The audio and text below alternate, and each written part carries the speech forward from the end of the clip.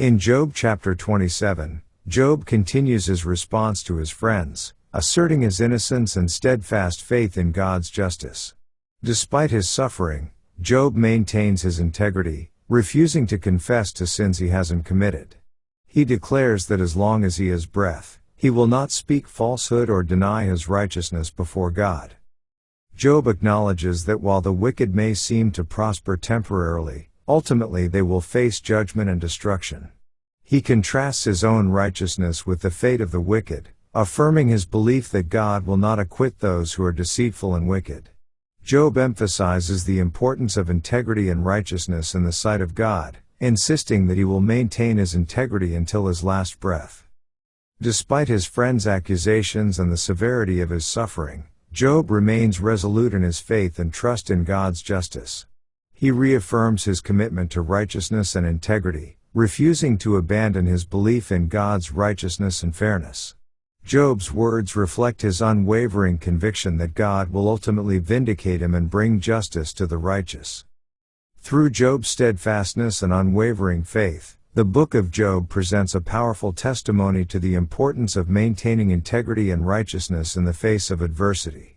Job's refusal to compromise his principles or abandon his faith in God's justice serves as a powerful example for readers, encouraging them to trust in God's righteousness and to remain steadfast in their faith, even in the midst of trials and tribulations. Let's now read Job chapter 27. Moreover Job continued his parable, and said, As God liveth, who hath taken away my judgment, and the Almighty, who hath vexed my soul. All the while my breath is in me, and the Spirit of God is in my nostrils. My lips shall not speak wickedness, nor my tongue utter deceit. God forbid that I should justify you, till I die I will not remove mine integrity from me. My righteousness I hold fast, and will not let it go, my heart shall not reproach me so long as I live. Let mine enemy be as the wicked, and he that riseth up against me as the unrighteous.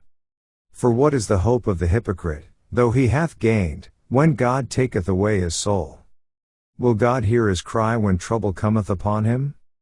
Will he delight himself in the Almighty? Will he always call upon God? I will teach you by the hand of God, that which is with the Almighty will I not conceal. Behold, all ye yourselves have seen it, why then are ye thus altogether vain? This is the portion of a wicked man with God, and the heritage of oppressors, which they shall receive of the Almighty. If his children be multiplied, it is for the sword, and his offspring shall not be satisfied with bread. Those that remain of him shall be buried in death, and his widows shall not weep. Though he heap up silver as the dust, and prepare raiment as the clay. He may prepare it, but the just shall put it on, and the innocent shall divide the silver. He buildeth his house as a moth, and as a booth that the keeper maketh. The rich man shall lie down, but he shall not be gathered, he openeth his eyes, and he is not.